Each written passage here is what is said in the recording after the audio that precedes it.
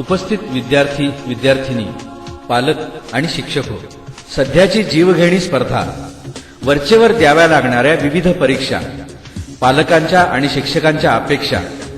एकीकडे उच्च शिक्षणाच्या प्रवेशासाठी मारामारी तर दुसरीकडे पदवी मिळाल्यानंतरही वाट्याला येणारी बेकारी, यश अपयशाचा सतत चाललेला लपंडाव, या सगळ्या प्रसंगांना सामोरं जाताना होणारी विद्यार्थ्यांची कसरत, ऑफिसमधल्या कामांचे वाढते ताण, दैनंदिन जीवनातल्या वाढत्या गरजा आणि महागडी शिक्षण यांच्या पूर्ततेसाठी अपुरा पडणारा पगार,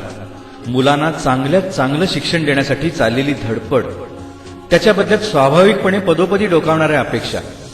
मुलांच्या समस्या आणि मर्यादा, या सगळ्यांमध्ये पालकांची होणारी कुतरओढ, दरवर्षी वाढत जाणारी विद्यार्थ्यांची संख्या, बदलती शिक्षण प्रणाली, व्यवस्थापकीय नियम, दबाव, वर्गावरच्या तासाव्यतिरिक्त पार पाडाव्या लागणाऱ्या इतर जबाबदाऱ्या, अपुऱ्या सुविधा, पालकांच्या अपेक्षांची अरेरावी, या परिस्थितीशी सामना करताना शिक्षकांची होणारी कुचंबणा, या सर्व गोष्टींमुळे विद्यार्थी, पालक आणि शिक्षक या तीनही स्तरांमध्ये नकळत वाढत चाललेली अढी आणि तणाव हे खूपदा लक्षातच येत नाहीत आणि त्याकरता कोणत्या तरी एकाच स्तरापुरतं प्रबोधनही उपयोगाचं ठरणार नाहीये. विद्यार्थी, पालक, शिक्षक या तीनही स्तरांनी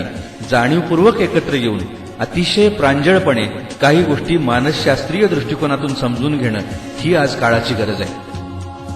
चिंता, भीती, ताण आणि नैराश्य यांचे आघात समर्थपणे झेलत परिस्थितीला खंबीरपणे सामोरं जात यश खेचून आणण्यासाठी विद्यार्थ्यांनी काय करायला हवं?